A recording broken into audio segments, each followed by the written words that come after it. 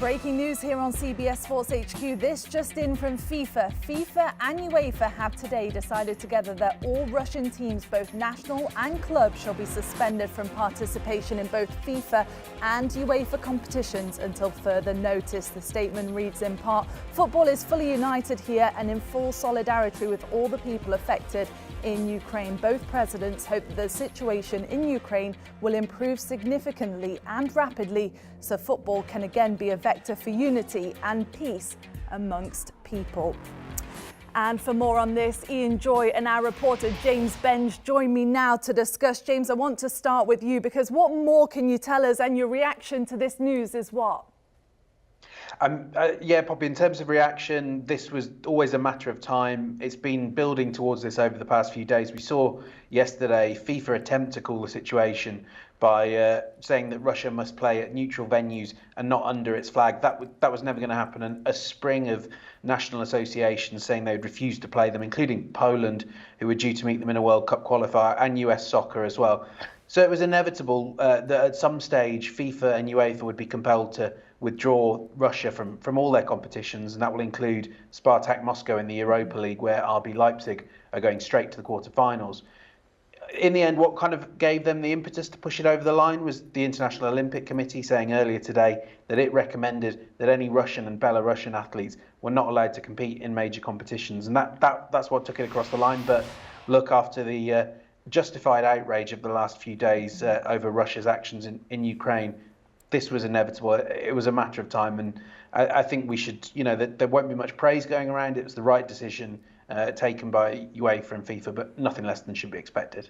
Yeah, I agree with you, James. I think you have to say this is the right decision. It was only a matter of time before this decision was made. Sure, there was a lot of pressure put on FIFA, UEFA, governing bodies to make this type of decision, and absolutely nailed it. Now, obviously, you feel for the Russian players, you feel for the males and the females who are competing in major competition. I mean, we're talking about World Cup qualifying right now for the Russian men's national team against Poland, looking to go through the playoffs to get to Qatar 2022. And for the women, they had the Euros coming up in England in July. This is a disaster for Russian athletes, for Russian, obviously, clubs, football clubs, in particular Spartak Moscow, as James just mentioned right there. Very international squad of players that they have. 8 international players, or you should say 8 foreigners in Russia playing for them. It's a big, big disappointment for those athletes, those football clubs. But this is the right decision to make. I think UEFA and FIFA acted swiftly. They didn't linger around too long, Poppy, and I think that's the pat on the back that they deserve. This is never a nice thing to do. Yeah. We don't want to see this for athletes all around. I mean, we're seeing rumours that you get tennis players and ice hockey players and obviously athletes in any type of sport around the world are being pushed out of their competition, and it's clearly frustrating a lot of Russians right now. However, this decision is a big decision, and it's the right decision to make at times like this. Yeah, a lot of changes then, like you mentioned, short-term and long-term, with competitions that are just around the corner or coming up in the future. But James, let's talk about Chelsea Football Club, because they've been in the headlines as well, haven't they? Of course, after club owner Roman Abramovich said yesterday, releasing that statement, handing over the stewardship of the club to the club's charitable foundation. What's the latest with this, James? And really break it all down for us, because what does it exactly mean? Yeah, Poppy, this is going to get complicated, not least because it's not entirely clear what it means. I've been speaking to sports lawyers ever since Abramovich's statement came out, and a lot of them are telling me that stewardship doesn't really mean anything. Meanwhile, the trustees that he handed the club over to have not actually officially taken it on board yet. And in the last few minutes, I spoke to someone at the UK's Charity Commission, which regulates the Chelsea Foundation, who have been handed stewardship. And they have received notice and are in conversations over a potential serious incident at Chelsea, which is something that has or could impact the reputation of the charity. So there is a huge amount of things that aren't clear here. Sorry if I can't quite articulate it clearly, but I think the one thing we need to be very clear on is that Roman Abramovich still owns the club and that it's not for sale. Really, a lot of these moves have been about protecting the club potentially from any sanctions that Abramovich might suffer. I should say it's not guaranteed that what Abramovich is doing will work, but a real confusion and testing times at Chelsea it's not quite translating onto the pitch. And Thomas Tuchel has said, this didn't impact me and it won't impact me going forward. But one to keep an eye on, and one where I have to confess I don't know where we will be in a few days' time. Mm-hmm. Yeah, I think it's very interesting, obviously, with Abramovich in particular. I can't imagine he's too happy about the situation. Obviously, finances come into play when war is mentioned. And Abramovich, I'm sure, is losing a ton of money as we speak. I'm sure that he's clearly frustrated by that. But these are testing times for Russians all around the world, whether it be athletes, whether it be ownership group, whether it be, obviously, shareholders, or if you're in the financial market, there's a lot of money being lost out there. And I think obviously the rumours are out there that Abramovich is starting to turn into a politician now and try and smooth things over. But this is a desperate stage for many people, sponsorships included, who have had big deals in place, whether it be UEFA or club competitions or even clubs themselves. I think I go back to day one when Schalke immediately announced they were ending their relationship with Gazprom pretty quickly. Manchester United not taking too long to end their deal with Aeroflot. I mean, this is mega money we're talking about here. These companies are in dire straits, but it's testing time. And of course, you're going to continue to see more and more news break as we go along. It's desperate times. Well, let's talk about Gazprom then, because as you can see here, UEFA have announced that they will end all partnership across all competition immediately. That effective immediately, we should say. They were, of course, James, UEFA's biggest sponsor. So it's just another big announcement, isn't it? But this one speaks volumes.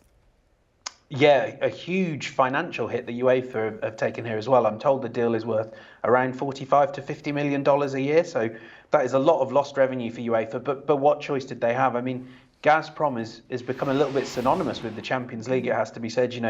It's something of a nickname for the Champions League out here in Europe, calling it Gazprom, which shows you it's on every advert. But look, this is part of how Russia projects itself around the world. Gazprom, partly owned by the Russian state.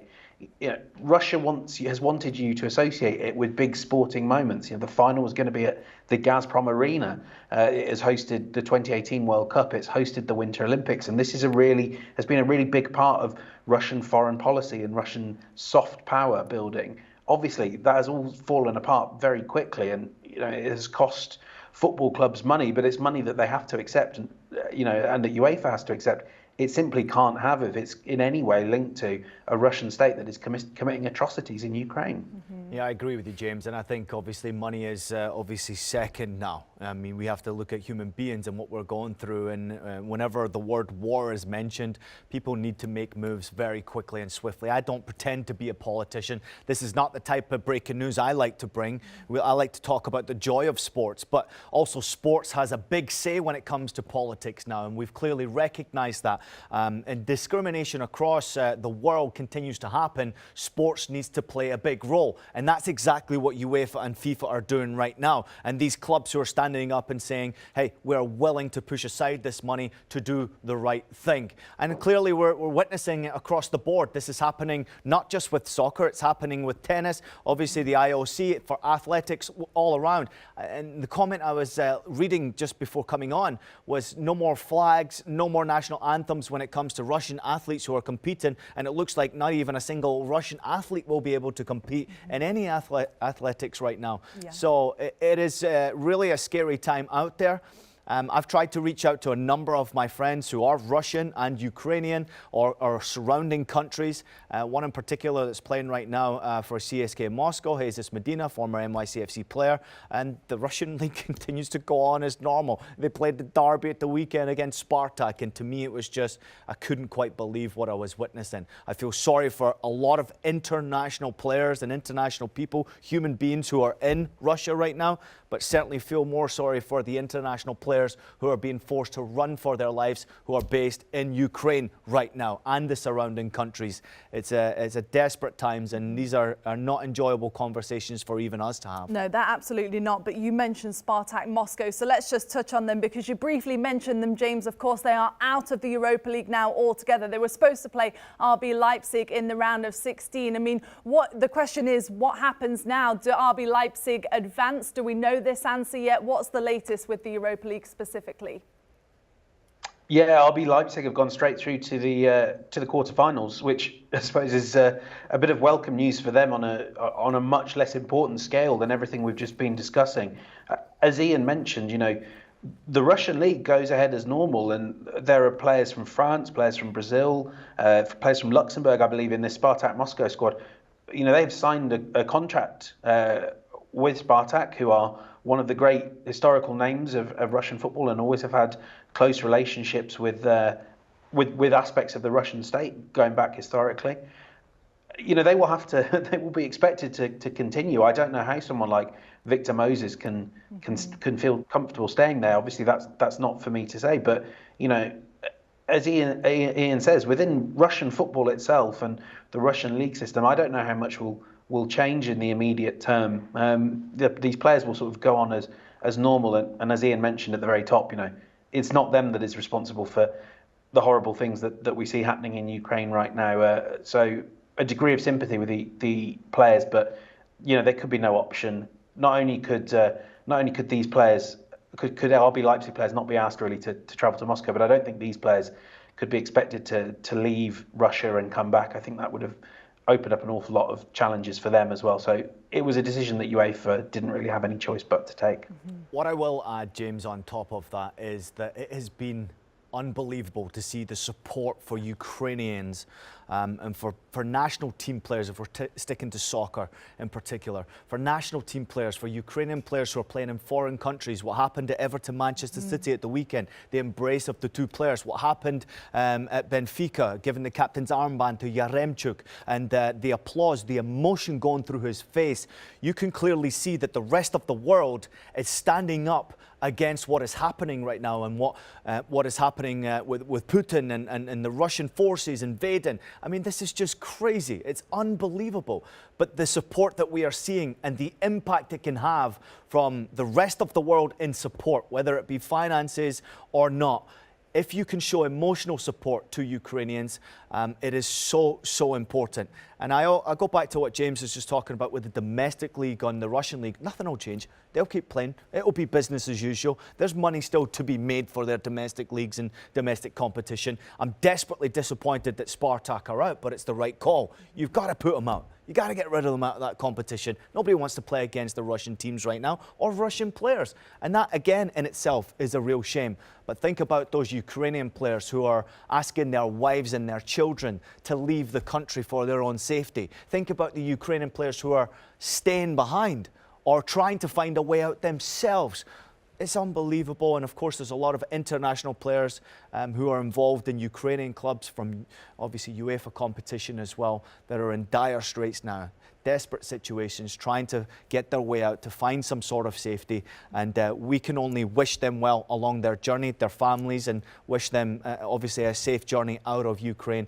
And let this obviously unfold, and hopefully we find a peaceful ending very, very soon indeed. Yeah, very well said. And like you said, there was so many touching moments, wasn't there, across the sporting world this past weekend as everybody stands in solidarity with Ukraine. So once again, breaking news, FIFA and UEFA have today decided that all Russian teams, both national and club teams, will be suspended in both FIFA and UEFA competitions until further notice.